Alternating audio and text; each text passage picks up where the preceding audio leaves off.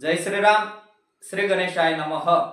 मित्र हो, मी तुमच्या समोर एक व्हिडिओ घेऊन आलोय जो सगळ्यांनाच पटेल असं नाही आणि सगळ्यांनाच पटणार नाही असं नाही, पण कमीत कमी 10% लोकांना पटला तरी माझा व्हिडिओ सार्थक आहे असं म्हणायला हरकत नाही। नुकताच आता गणेशोत्सव संपन्न झालाय।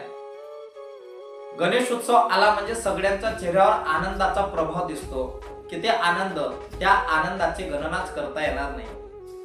पण ज्या वेळेस बाप्पाचं आगमन होतं त्यावेळेस आनंदाची लाट आपल्या हृदयावर, आपल्या चेहऱ्यावर दिसते, पण ज्या वेळेस बाप्पाचं विसर्जन होतं ना त्यावेळेस बाप्पाच्या चेहऱ्यावर आणि बाप्पाच्या हृदयाला कुठेतरी वेदना दिसतात। एवढं मात्र सत्य आहे। का वेदना असतात? बाप्पाला ज्या जल्लोषाने आपण आनंदाने आणतो त्याच जल्लोषाने देखील आपण विसर्जन करतो। आपली संस्कृती ती टिकवण्याचं कार्य आपण करत आहोत। पण मात्र ज्यावेळेस बाप्पाचं विसर्जन करतो त्यावेळेस एखाद्या पुलावरून बाप्पाला खाली टाकलं जातं। कधी आपण विचार केलाय का एवढ्या पुलावरून खाली टाकणं म्हणजे बाप्पाच्या हृदयाला वेदना होत नसतील का हो?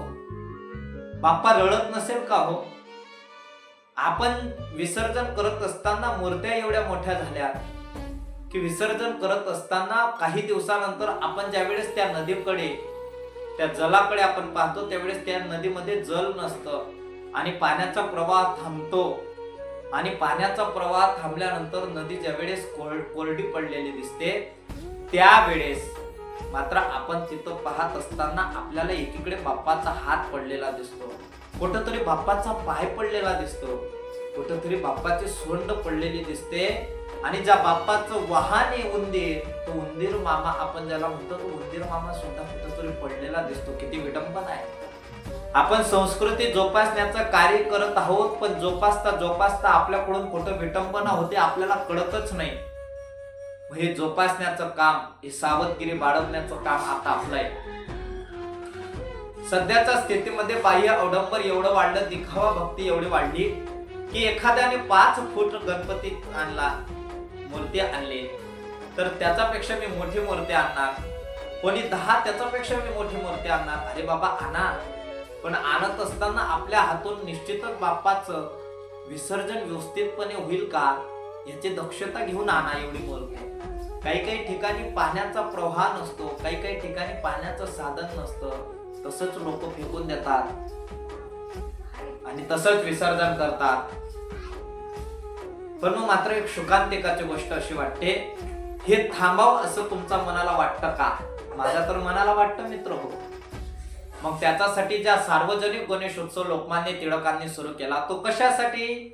ज्या मिशनऱ्यांच्या काळामध्ये सभा घेता येत नव्हत्या आणि स्वातंत्र्याच्या वादळाचं ज्यावेळेस आपलं वादळ चालू होतं स्वातंत्र्याचं, त्याच वेळेस लोकमान्य टिळकांनी ठरवलं आपल्याला सभा घ्यायची असेल तर धार्मिक उत्सव साजरे करून त्यावेळेस लोकांना एकत्र आणणं काळाची गरज आहे। कारण की स्वातंत्र्याचं बीज आणि स्वतंत्र का भेटलं पाहिजे याचं ज्ञान, तत्वज्ञान लोकांपर्यंत पोहोचण्यासाठी हा सार्वजनिक गणेशोत्सव सुरू करण्यात आला। त्याच उत्सवामध्ये आणखीन एक गोष्ट पाहायला मिळते, जो गणेशोत्सव एकत्र आणण्यासाठी सुरू करण्यात आला त्याच गणेशोत्सवामध्ये आज वादात्मक जीवन झालं।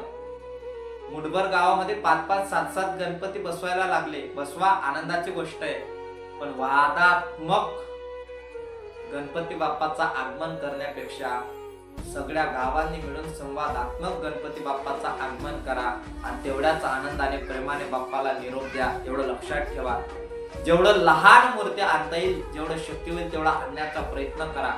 बाह्य अवडंबर पेक्षा अंतर्मनाची भक्ती देवाला कधीही आवडत असते।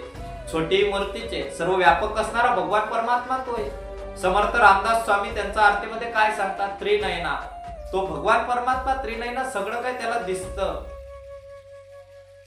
ज्या वेळेस बाप्पाला आपण विसर्जन करतो त्यावेळेस त्या बाप्पाला कुठल्याही प्रकारचा वेदना होणार नाही, ही काळजी, ही दक्षता घेणं आपल्या हातात आहे। म्हणून 2025 मध्ये आम्ही काय केलं विसरा, आणि येणारा जो 2026 वर्ष आहे ना त्या वर्षामध्ये आमच्याकडून कुठल्याही प्रकारच्या आपल्या भारताच्या संस्कृतीची विडंबना होणार नाही, बाप्पाच्या हृदयाला वेदना पोचणार नाही। याचा करता आम्ही एक संकल्प घ्यायचा आहे आणि येणाऱ्या 2026 वर्षामध्ये निश्चितच लहान मूर्ती आणून भक्तीची ज्योत गावागावात प्रज्वलित करायचे, एवढा संकल्प सगळ्यांनी करायचा आहे। निश्चितच माझं मत तुम्हाला पटलं असेल तर कमेंट स्वरूपी आपल्या प्रतिक्रिया निश्चित कळवाव्या. चॅनलला लाईक करा, सबस्क्राईब करा आणि शेअर करा. आणि आपलाच रोहित महाराज म्हणून तुमचा आशीर्वाद सदैव माझ्या पाठीशी असू द्या.